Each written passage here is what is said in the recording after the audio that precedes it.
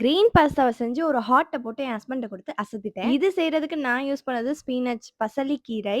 First டைமா cook பண்றேன். என்ன ஒரு பயம்னா, அந்த ஸ்மெல் அப்படியே ரா ஸ்மெல் அடிக்குமோ அப்படின்னு ஒரு பயமாவே தான் இருந்தது. இது கூட ஆட் பண்றதுக்கு நான் பன்னீரும், முந்திரி பருப்பும் எடுத்துக்கிட்டேன். என் பாப்பாக்கு குடுக்குறனால நான் ஹோல் ஆட்டாவா வாங்கிக்கிட்டேன் பாஸ்தாவ. ஸோ அந்த கீரைய நல்லா தண்ணீல வேக வச்சுட்டு கொஞ்சம் முந்திரி ஆட் பண்ணிக்கிட்டேன். அப்புறம் தான் தோணுச்சு கிரீன் சில்லி ஆட் பண்ணியிருக்கலாமோ அப்படின்னு. ஸோ அதுக்கப்புறமா ஆட் பண்ணி ஸோ இதெல்லாம் பண்ணி முடிக்கிறதுக்குள்ளயே ஒரு வழி ஆயிடுச்சு. அதுக்கப்புறமா எம்ப்டி பாத்திரத்தில கொஞ்சம் பட்டர் போட்டு, கொஞ்சமா பூண்டு போட்டாச்சு. அப்புறம் இருந்த பன்னீர எடுத்து நல்லா ஃப்ரை பண்ணிக்கிட்டேன். அதுக்கப்புறம் நம்ம அரைச்சு வச்ச அந்த சட்னி எடுத்து போட்டாச்சு. ஸோ நெக்ஸ்ட்டு கொஞ்சம் ஆரிகானோ, அதுக்கப்புறமா சில்லி ஃப்ளேக்ஸ் போட்டுட்டு, ஏன்னா ஆல்ரெடி கொஞ்சம் ஸ்பைசஸ்க்கு நான் கிரீன் சில்லி ஆட் பண்ணிட்டேன். அதனால கம்மியாவே சில்லி ஃப்ளேக்ஸ் போட்டுட்டேன். அது நல்லா கொதிச்சு வந்ததுக்கப்புறம், நான் வச்சிருந்த பாஸ்தாவ எடுத்து போட்டு, இது வந்து ஆப்ஷன் தான். உங்களுக்கு கிரீமியா வேணும் அப்படின்னா, ஃப்ரெஷ் கிரீம் வந்து ஆட் பண்ணிக்கோங்க. நல்லாவே தான் இருக்கும்.